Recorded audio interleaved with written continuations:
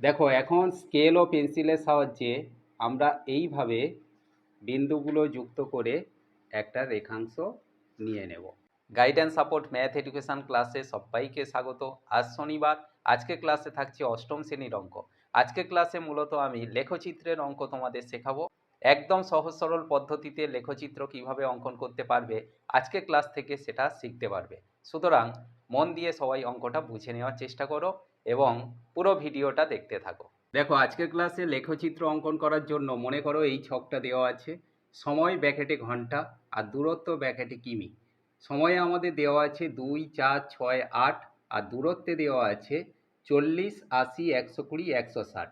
অর্থাৎ কোনো একটা ট্রেন বা কোনো কিছু 2 ঘন্টায় 40 কিলোমিটার যেতে পারে, 4 ঘন্টায় 80 কিলোমিটার, 6 ঘন্টায় 120 কিলোমিটার, 8 ঘন্টায় 160 মিটার। এই ছকের ভিত্তিতে আজকে ক্লাসে আমরা লেখচিত্র অঙ্কন করব। দেখো লেখচিত্র অঙ্কন করার জন্য মূলত আমাদের গ্রাফ পেপারে লেখচিত্র অঙ্কন করতে হয়।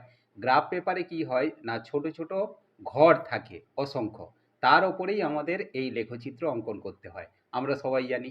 আমার এখানে গ্রাফ পেপার নেই, আমি বোর্ডে অঙ্কটা কিভাবে করতে হয় সেটা দেখাচ্ছি, তোমরা ভালো করে বুঝে নাও। প্রথমেই আমরা গ্রাফ পেপারের ওপরে স্কেল ও পেন্সিল দিয়ে এই রকম দুটো সরলরেখা অঙ্কন করে নেব এইভাবে। এবারে গ্রাফ কাগজে আমাদের এইভাবে দাগ থাকবে আর এইভাবে দাগ থাকবে, তার মানে এগুলো ছোট ছোট এক একটা ঘর বা বক্স হবে। এবারে এই ঘরের মনে করো আমাদের 1, 2, 3, 4, 5টা ঘর আমরা নিলাম। এই 5 নম্বর ঘরে এখানে গিয়ে আমরা লিখছি 1, আবার 1, 2, 3, 4, 5, আবার যে 2 নম্বর ঘর পেলাম সেইখানে এখানে লিখলাম 2, আবার 5টা ঘর 1, 2, 3, 4, 5, এই 5 নম্বর ঘরে এখানে গিয়ে লিখলাম 3, আবার 1, 2, 3, 4, 5, এখানে লিখলাম 4। এইভাবে আমরা এখানে লিখব 5, এখানে লিখব 6, এখানে লিখব 7, এখানে লিখব 8, এখানে লিখব মনে করো 9 পর্যন্ত। এবারে এই যে রেখাংশ আমরা নিয়েছি এই রেখাংশের নাম দেব ধরো এক্স আর এক্স ড্যাশ রেখাংশ। ঠিক একইভাবে এদিকে যে রেখাংশটা নিয়েছি এই রেখাংশের নাম দেব ওয়াই, ওয়াই ড্যাশ রেখাংশ। এই রেখাংশ দুটো এইভাবে মনে করো ও বিন্দুতে ছেদ করেছে, এই যে পয়েন্টটা এখানে ও বিন্দু। এবারে এইটা আমরা এই যে 1, 2, 3, 4, 5, 6, 9 পর্যন্ত লিখেছি, এটাকে আমরা ধরে নিচ্ছি সময় ব্র্যাকেটে ঘন্টা। তাহলে এখানে আমরা লিখব যে সময় ব্র্যাকেটে লিখব ঘন্টা, এখানে দেব অ্যারো চিহ্ন, অর্থাৎ এটাকে আমরা সময় ধরে নিয়েছি। ঠিক একইভাবে এদিকেও আমাদের দাগ টানা আছে, তার মানে এক একটা ঘর আছে। এখানে যে দূরত্ব আছে এই দূরত্বটাকে আমরা এই দিকে লিখব। এবারে এই দূরত্ব নির্ণয় করার জন্য আমরা এখানে 1, 2, 3, 4, 5, ধরো 5 নম্বর ঘরে গিয়ে আমরা লিখব কত না 20, আবার 1, 2, 3, 4, 5, এই 5 নম্বর ঘরে গিয়ে লিখব 40, আবার 1, 2, 3, 4, 5, এখানে গিয়ে লিখব 60, আবার 1, 2, 3, 4, 5, এখানে লিখব 80, মানে 20 20 করে বাড়ছে। 80-র পরে এখানে লিখব 100, এখানে লিখব 120, এখানে লিখব 140, এখানে লিখব 160, এখানে লিখব 180। ধরো এই পর্যন্ত আমরা নিলাম।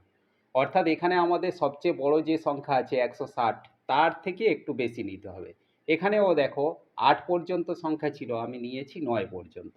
ঠিক এইভাবে আমরা গ্রাফ পেপারে এই ছকটা করে নেব।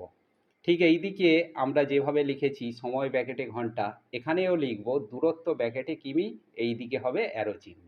তাহলে এখানে আমরা দূরত্ব ব্র্যাকেটে কিমি লিখলাম আর এখানে সময় ব্র্যাকেটে ঘন্টা লিখলাম। এবারে আমরা দেখো এখানে আছে 2, 40, অর্থাৎ এখানে আমরা প্রথমে যে 2 আছে এই 2টাকে নির্ণয় করে নেব। তার মানে এই পর্যন্ত 2। এবারে ওই 2 থেকে আমরা কত দূর যাব না 40 পর্যন্ত।